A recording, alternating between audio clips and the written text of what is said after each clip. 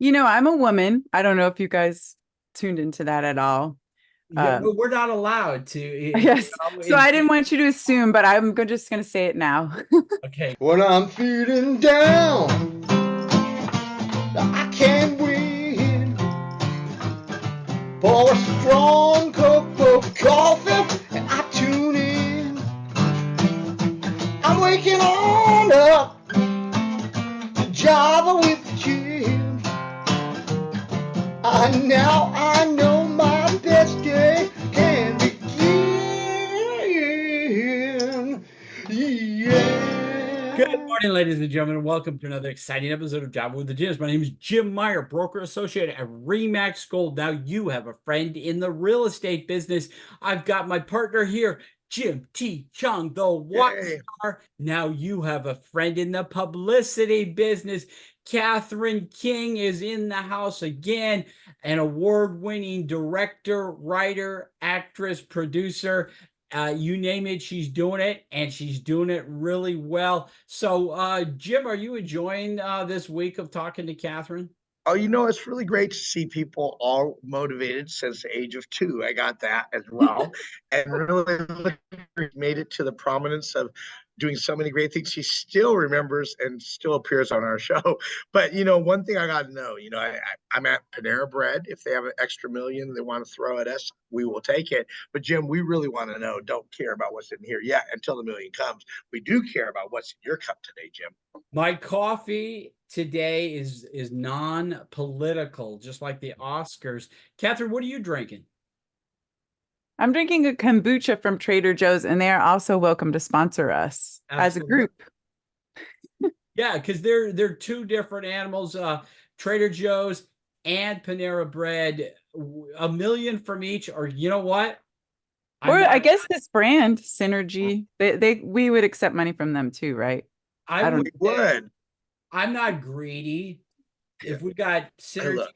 to write us a check for 333,033 cents, know. and Panera does another 330, and Trader Joe's, we would spend it wisely, wouldn't we? Yeah, and then we could easily put in other brands, like we could do kombucha cabana, and now we pull in Barry Manilow, and we pull in Weird Al. But anyway, you'll figure it out. Here There we you go. go. Yeah. And well, with that kind of money, we could afford to put Dean Norris in our next movie, huh? So, Ooh, that'd be great. That would Katherine, be my first move. Katherine, what's next? So I own a little business here in Santa Monica, and it's called Green Goddess Pedicabs. Green because it's eco-friendly. It's a bicycle rickshaw. Have you guys heard of that? Oh yeah, Pedicabs? absolutely. Yeah. Yes. A lot And of I'm a daily cyclist as well. So I was very happy to start a business with that theme. And then Goddess because isn't it obvious, the owner.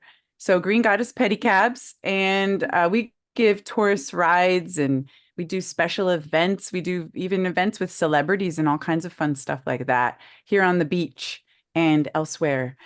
However, in all my years of doing this, a lot of crazy things have happened, a lot of stories. And of course, being a writer and an entertainer, I have written all kinds of treatments about possible shows.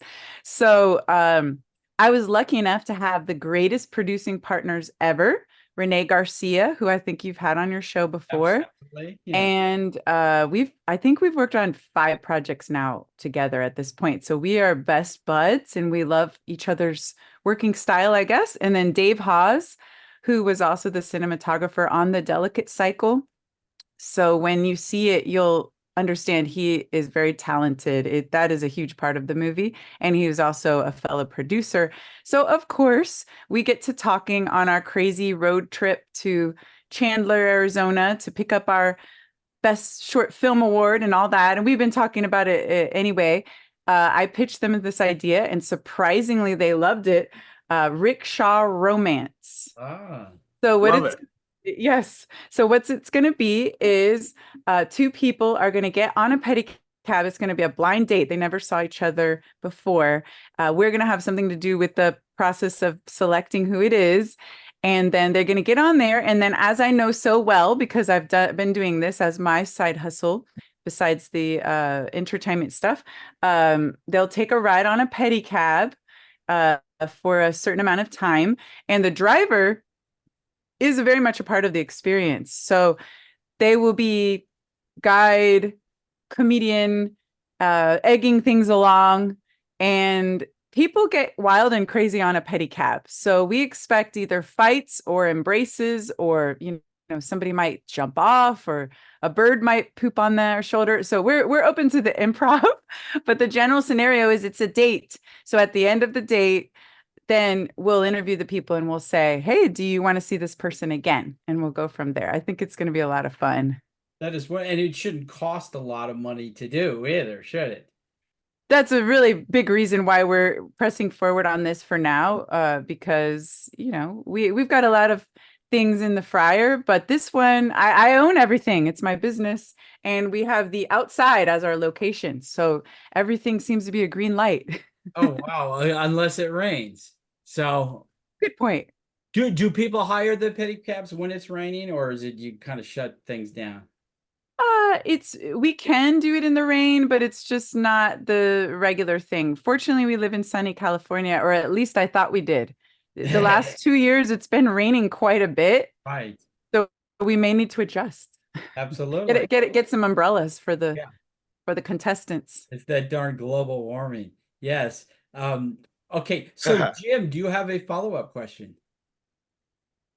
Yeah, I love what you're doing. We'll talk more about some of the things that are really significant. So I love the fact that you're coming up with this concept, which we have a very similar concept. I'll talk to you about in our time. But in terms of what you're doing here, what is driving you to continue to just direct short films? What's driving me to do that? Well, I had such a great experience on The Delicate Cycle. I had written and produced and directed quite a few of my 5 plays, which actually you can see behind me. I have a lot of these posters, which I, with pride, display on my wall. So I had directed plays before. So the only different part was that it was a film dealing with cameras and just the unique situations that deal with film. And one thing I had learned from all of my other experiences was to pick a great team. I'm not just saying that to be nice, because they are very nice, but I knew I pick a very strong team, especially as a first-time director. And so that supported me very well. I know that was a big part of the success, is who I had on my team. And then it was a great experience for me. I discovered, yes, I am a director. I was a little nervous in the first 2 minutes. And then after that, I was like, oh yeah, I love bossing people around. It's very natural to me. Wow. But I do hope that everyone felt like it was a family. It was very important to me that everyone felt really happy and very appreciated in what they're contributing. But I did step into the director role and realize, oh my gosh, this is so natural to me. So now I'm making another film, and I do want to make another short film soon. I don't have the story or anything, but I just have the personal project that will be another personal challenge for me, because it went well. And so, of course, I'm just going to raise the bar a little and see what I can challenge myself to do even better next time. That's wonderful. The team is so important, because you can have money, you can have the talent, you can have Dean Norris, but if you have a team that doesn't work with you, doesn't respect you, you could create garbage. Question: as far as being a director, are you the type of director who wants to? Some directors will say 90% of directing is casting. And are you in the camp of, I'm going to cast the best people and kind of let them do their thing, or are you in the camp of, I'm gonna be running this with an iron fist. I'm gonna make sure I direct these performances the way I want them to be performed. I'm a woman. I don't know if you guys tuned into that at all. Yeah, we're not allowed to. Yes. So I didn't want you to assume, but I'm just going to say it now.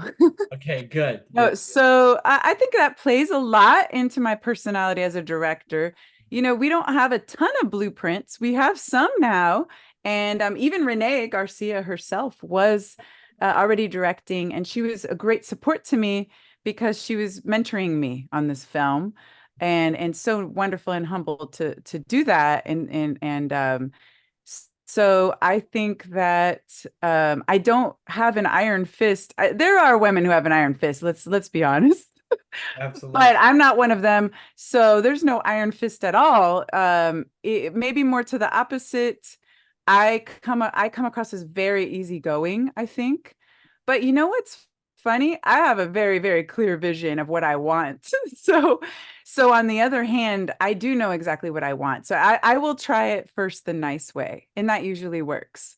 But being an actor myself, I find it very easy and natural to direct the actors. And so that I think it's not about forcing some sort of idea that I have on them.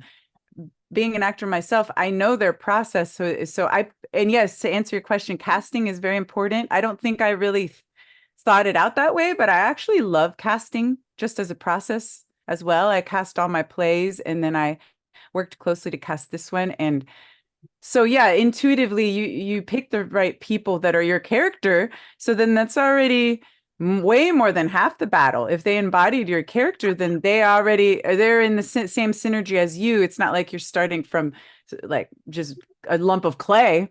And then of course that they're directable and all that, but all that is shown in the auditions very, very well. I was certainly really lucky to have Fred Mancuso and Dean Norris Jr., as well as Yasmin Flores. They were my three actors, and they were all just perfect. They were, the casting, I was like, that's who I want. I was very sure of it. And then they did exactly what I thought they would do on the set. And so it was just more about having conversations with them about my vision, which they were very receptive to. Didn't really require a ton of talking, and then respecting their process and what they were bringing to it. I was ecstatic about the results. So I see it as a conversation, intuitive process of sharing with the actors. Wonderful. Well, will you come back tomorrow for one more show where you're going to maybe give us some advice for aspiring filmmakers? I would love to. Thanks. See you guys tomorrow.